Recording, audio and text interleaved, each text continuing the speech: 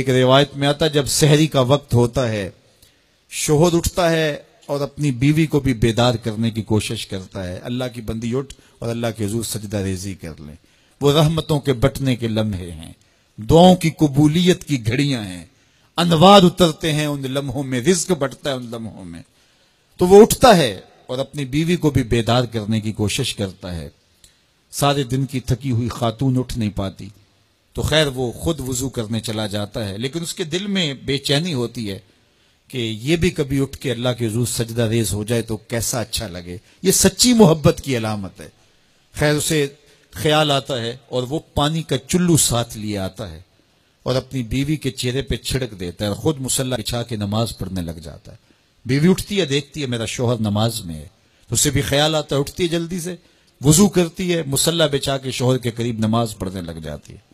ایک طرف شوہر نماز پڑھ رہا ہے، ایک طرف بیوی نماز پڑھ رہی ہے۔ سحری کے لمحے ہیں، ٹھنڈی ٹھنڈی ہوائیں چل رہی ہیں، انوار اور رحمتوں کی برکھا برس رہی ہے، کوئی دیکھ نہیں رہا، ریا کا شائبہ ہی نہیں، دروازے مقفل ہیں، اور کبھی سجدے میں بیوی ہے، کبھی سجدے میں شوہر ہے، کبھی وہ قیام میں ہے اور یہ رکوع میں ہے، کبھی یہ رکوع میں ہے وہ قعدے میں ہے۔ دونوں سحری کے وقت اللہ کے حضور سجدہ ریز ہے، میاں بیوی۔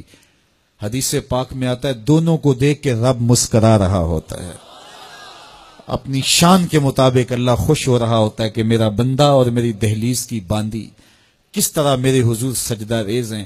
اور اگر ان کو پتہ چل جائے نا کہ سجدے میں کتنی رحمتیں اتر رہی ہیں، وہ سجدے سے ساری نہ اٹھائیں۔ 5 گانا نماز کا شعار بنا لو زندگی میں، کبھی قضا نہ ہونے پائے، اور اگر اللہ نصیب کرے تو سحری کے سجدے بھی زندگی میں شامل کر لو۔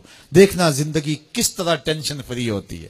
آج ہر بندہ کہتا ہے مشکلیں، اور میاں جس وقت مشکلیں ٹلتی ہیں، جس وقت مصیبتیں زائل ہوتی ہیں، وہ لمحے تو سو کے گزار رہا ہوتا ہے۔ صبح اٹھ کے نمازی بھی ٹکریں مار کے جلدی جلدی صبح کا وقت گزارنے کی کوشش کرتے ہیں میرے جیسے نکمے لوگ، لیکن صاحب نہیں، وہ وقت تھوڑا سا دیجئے، اس وقت میں بیٹھیے اور اللہ کے حضور سجدہ ریزیوں کا مزاج بنائیے۔ نماز میں جو سرور ہے، نماز میں جو لطف ہے اور بندگی کا جو مزہ ہے وہ کہیں اور نہیں ہے۔